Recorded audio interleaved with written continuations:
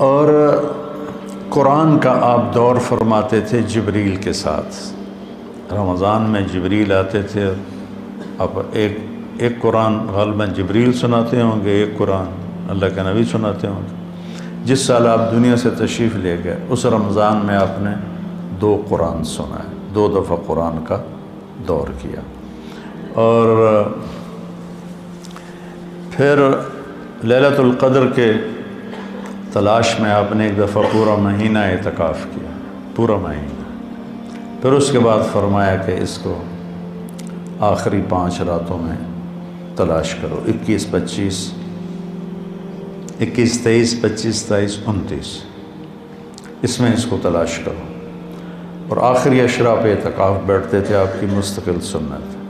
ایک دفعہ آپ کا اعتکاف، آپ نے اعتکاف کسی وجہ سے نہیں کیا، وہ ایسا ہوا کہ حضرت عائشہ آپ کے اعتکاف میں بستر لے کر آ گئی۔ ان کو دیکھ کر حضرت زینب بھی بستر لے کر آ گئی، تو آپ نے دیکھا یہ سوکنیں تو آپس میں ہی لڑیں گی مسجد میں، تو آپ نے اعتکاف اٹھا دیا اور ختم کر دیا۔ اور پھر شوال میں آپ نے 10 دن اعتکاف کے گزارے۔ ایک دن کا اعتکاف 3 خندق جہنم سے دوری ہوتی، اور ایک خندق کا فاصلہ زمین آسمان کی مسافت کے برابر ہوتا ہے۔ تو اعتکاف آپ کی مستقل سنت تھی، اور اس میں آپ کی سخاوت بڑھ جاتی تھی۔ رمضان کا مہینہ سخاوت کا بھی ہے۔ آپ اجود الناس تھے، ان اللہ الاجود الاجود وانا اجودکم من بعدہ۔ اللہ سب سے بڑا سخی ہے، اس کے بعد سب سے بڑا سخی میں ہوں۔ تو اس میں کھانا کھلانا ماشاءاللہ، جب صحت اچھی تھی تو بہت رمضان اللہ کے فضل سے گزرے حرمین میں، تو وہ عربوں کی فطرت میں سخاوت، اجمیوں کی فطرت میں کنجوسی ہے، ہمیں سخاوت سیکھنی پڑتی ہے۔ عرب میں سخاوت فطری ہوتی ہے۔ حاتم طائی سے کسی نے پوچھا اپنے سے بڑا سخی دیکھا؟ کہنے لگے ہاں، سخی جنت کے قریب ہے، سخی لوگوں کے قریب ہے، اور جہنم سے دور ہے، اور بخیل اللہ سے دور ہے، لوگوں سے دور ہے، جنت سے دور ہے، اور جہنم کے قریب ہے۔ تو اس میں صرف زکوٰۃ نہیں، زکوٰۃ کے اوپر بھی خرچ کرنا چاہیے۔ آپ بھی ایک دوسرے پہ چھوٹی موٹی، کسی کو کھجور کھلا دو، کسی کو کوئی شربت پلا دو، کسی کو کچھ کھلا دو، تاکہ آپ سخیوں میں آ جائیں۔ تو آپ کی رمضان میں ایک آپ کا روزہ، ایک آپ کی تلاوت مستقل، اور ایک آپ اعتکاف بیٹھتے تھے مستقل۔ جس سال آپ نے اعتکاف اٹھایا اس سال آپ نے اس کی قضا کی۔ پھر آپ کے رمضان میں جنگ بدر بھی ہے، آپ بدر کے لیے نکلے، 12 رمضان کو نکلے، اور 17 کو یہ معرکہ ہوا، اور آپ کامیابی کے ساتھ سرخرو ہو کر واپس لوٹے، اور اسی میں فتح مکہ ہوا۔ 8 رمضان کو آپ نکلے، 8 رمضان کو۔ تو عصفان پہنچ کر آپ نے سب کو دکھا کے پانی منگوایا اور اپنا روزہ توڑ دیا۔ پیچھے سے روزے رکھ رہے تھے، روزہ توڑ دیا۔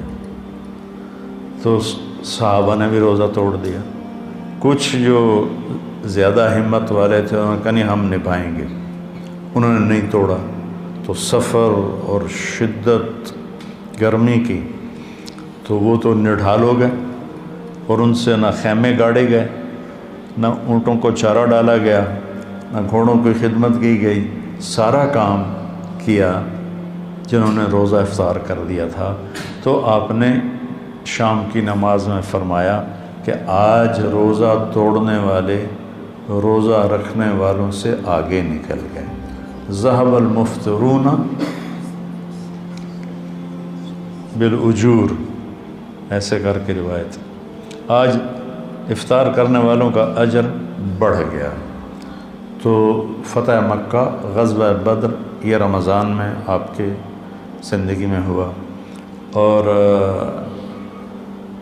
اعتکاف میں آپ تشریف فرما ہوتے تھے تو آپ سر کھڑکی میں کر دیتے تھے، حضرت عائشہ آپ کے سر کی کنگھی کر دیتی تھی، سر اپنا باہر نکال دیتے تھے، اور حضرت عائشہ وہ کیا ہے اسطوانۃ السریر، چارپائی والا،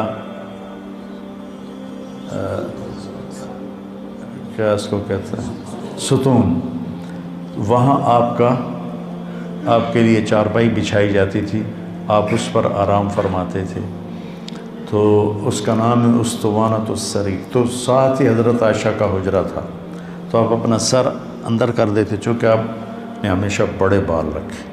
جب آپ نے حج کیا تو آپ کے بال اتنے بڑے تھے کہ 4 گتیں اس کی بنائی گئیں، 4 گتیں، جیسے عورتوں کی 2 ادھر 2 ادھر، تاکہ بال بکھرے نہیں۔ لیکن عام طور پر آپ کے جو بال تھے یہ کان کی لو تک ہوتے تھے، ایسے کر۔ تو یہ میرے نبی کا رمضان ہے، اس کے ظاہری اعمال ہیں۔ میرے نبی پاک صلی اللہ علیہ وسلم نے 9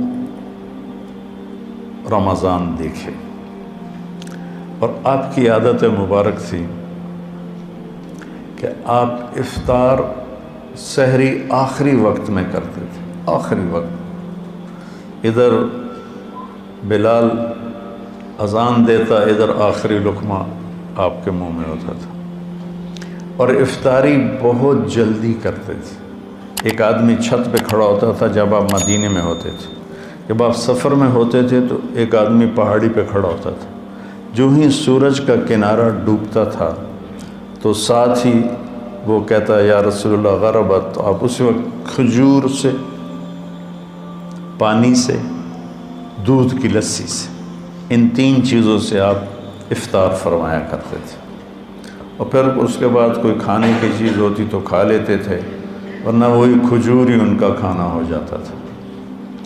ایک دفعہ آپ سحری کا کھانا کھا رہے تھے، اور آپ کے ساتھ حضرت کعب بن عجرہ، مقداد بن اسود اور علی رضی اللہ تعالیٰ عنہ آپ کے ساتھ تھے۔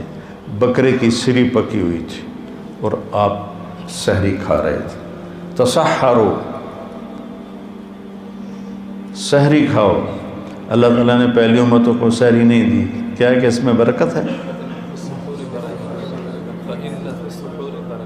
فَإِنَّ فِي السُّحُورِ بَرَكَةٌ، آپ نے سحری کو بابرکت قرار دیا، اور پہلی امتوں کو سحری نصیب نہیں تھی، ہمیں سحری کا اللہ تعالیٰ نے حکم دیا۔ تو حضرت بلال آئے اور آ کر کہنے لگے یا رسول اللہ لقد اصبحت، صبح ہو گئی ہے، آپ کھانا پینا چھوڑ دیں۔ جب کبھی بجلی نہیں ہوتی تھی گاؤں میں 70 کی دہائی میں، تو میں جب گھر آتا تھا تو گھر کی چھت، ہمارے گھر کی چھت بڑی، اور چھت پر چاروں طرف اندھیرا ہوتا تھا، میں صبح و صادق کی لکیر کو نکلتے دیکھتا تھا۔ اس کے بعد اب بجلیاں ہی بجلیاں ہیں، روشنیاں نظر نہیں آتی، لیکن وہ حتی یتبین لکم الخیط الابیض من الخیط الاسود، حضرت عمار بن یاسر نے یہ آیت سنی تو ایک دھاگا سفید، ایک دھاگا کالا اپنے سرانے کے نیچے رکھ لی، اور اس کو دیکھتے رہے اور کھاتے رہے۔ وہ تو ہم نے کہا تیری سحری تو بڑی لمبی ہو گئی، پھر یہ صبح و صادق مراد ہے۔ صرف عربی جاننے سے آدمی نہیں سمجھتا جب تک کسی کی صحبت نہ ہو۔ تو یہ کہہ کر چلے گئے اذان دینے کے لیے۔ وہ ایک انصاری عورت کے گھر پر چڑھتے تھے، وہ چڑھنے لگے تو پھر واپس آئے تو آپ دیکھا تو آپ کھا رہے تھے۔ انہوں نے کہا یا رسول اللہ واللہ لقد اصبحت، یا رسول اللہ اللہ کی قسم صبح ہو گئی۔ تو آپ نے اپنے ہاتھ اٹھا لی، کہا یا بلال ما اصبحنا، ابھی صبح نہیں ہوئی تھی، لیکن تو نے قسم کھائی تو تیری قسم جھوٹی نہ پڑے، اللہ نے صبح و صادق کو پہلے نکال دیا۔ اور حضرت علی نے فرمایا اگر بلال قسم نہ کھاتے تو جب تک ہمارے نبی کھاتے رہتے صبح و صادق ہونی نہیں تھی۔ تو سحری میں آپ مختلف چیزوں سے جو کی روٹی مل گئی، کھجور مل گئی، افطاری میں بھی یہ تھا، اور ایک روزہ بھی سب کا قضا ہوا، چونکہ یوم غیم اندازے سے روزہ افطار کرنا ہے، بادل والے دن روزہ افطار کرو جب تمہیں اندازہ ہو جائے کہ سورج غروب ہو گیا۔ تو سارے مدینے پر گہرے بادل تھے، تو سب نے سمجھا کہ سورج غروب ہو گیا، تو سب نے افطار کر لیا، اللہ کے نبی نے بھی افطار کر لیا۔ تھوڑی دیر کے بعد بادل چھڑے تو سورج سامنے کھڑا ہوا تھا، پھر اس روزے کو پورے اہل مدینہ نے عید کے بعد اس کی قضا کی۔ اور رمضان میں آپ کی جو بڑی عبادت تھی وہ قرآن تھا۔ 3 دن 9 سال میں 9 رمضان میں صرف 3 دن آپ نے تراویح کی نماز پڑھی۔ کتنی رکعت پڑھی کوئی صحیح حدیث کوئی نہیں ہے، ٹھیک ہے، اس کے بعد چھوڑ دی۔ اس لیے حضرت عائشہ کا فرمان صحیح ہے کہ بخاری شریف کی روایت ہے کہ رمضان اور غیر رمضان میں آپ کی 11 رکعتی نماز تھی، چونکہ آپ نے تہجد کا اہتمام کیا، تراویح کا نہیں۔ اور چوتھے دن آپ نہیں آئے اور وجہ بتائی کہ میں اس لیے نہیں آیا، مجھے ڈر لگا کہ تمہارے اوپر یہ فرض نہ ہو جائے، وہ فرض ہو جاتی تو پھر لوگ 4 رکعت نہیں پڑھتے تو تراویح چھوڑ دیتے تو کتنا بڑا گناہ ہوتا۔ تو اس میں پھر آپ کے زمانے میں کوئی تعداد نہیں تھی، اور حفاظ الگ الگ کھڑے ہوتے تھے، اور اس جیسے یہاں ہو رہا ہے اہتمام، جیسے اب آپ الگ الگ سنا رہے ہیں، وہاں الگ الگ مسجدوں میں سناتے تھے۔ پھر ابوبکر صدیق رضی اللہ عنہ کا زمانہ آیا تو اس میں بھی اسی طرح چلتا رہا معاملہ بغیر تعداد کے تعین کے۔ عمر رضی اللہ عنہ کا اوائل جو تھا، شروع کا خلافت کا زمانہ، اس میں اسی طرح چلتا رہا۔ ایک دن آپ مسجد میں داخل ہوئے تو آپ نے دیکھا الگ الگ نماز پڑھ رہے تھے لوگ، تو آپ نے کہا کہ میں ان کو ایک امام پہ کیوں نہ جمع کر دوں، تو ابی بن کعب پر آپ نے سب کو جمع کیا اور 20 تراویح فرمایا، صحیح روایت۔ اور یہ بھی صحیح روایت ہے کہ آپ نے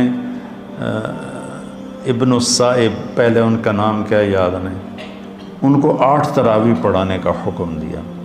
تو اب اگر کوئی 8 پڑھتا ہے گنجائش ہے، لڑائی نہیں کرنی، 8 کا تو ثبوت ہی کوئی نہیں۔ اگر کوئی 20 پڑھتا ہے تو صحیح حدیث ہے، اسے لڑنا نہیں چاہیے کہ تو بدعت ہے، بدعت۔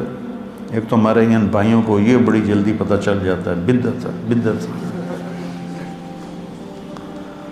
تو 20 کی روایت بھی حضرت عمر سے ہے اور 8 کی روایت بھی حضرت عمر سے ہے۔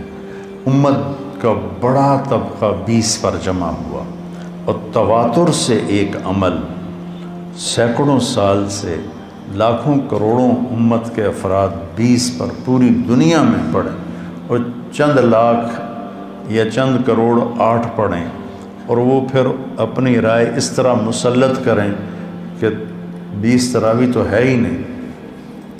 شیخ عطیہ بن سالم رحمۃ اللہ علیہ مسجد نبوی میں درس دیتے تھے، اور سب سے بڑے تھے اس وقت محدث 90 کی دہائی میں۔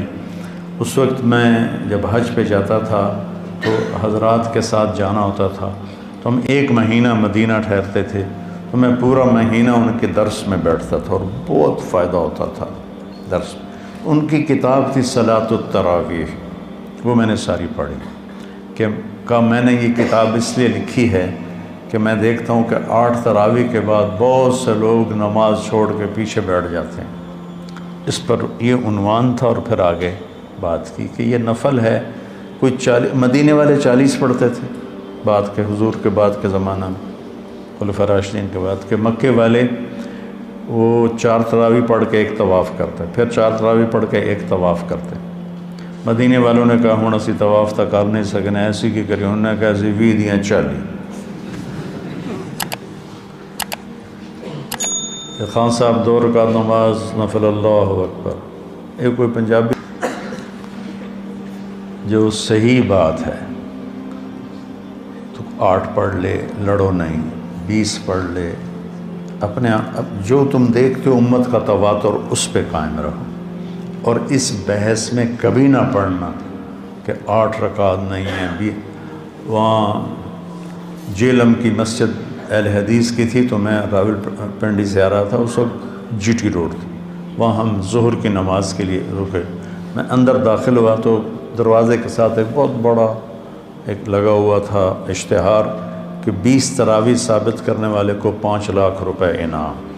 تو ایسی احمقانہ حرکتیں کرنے کے لیے زندگی نہیں ہے، تھوڑی سی ہے، اسے صحیح کام میں لگانا ہے۔ تو آپ کی عبادت 11 رکعت ہی رہی 9 سال، پورے 9 سال آپ کی عبادت 11 رکعت رہی۔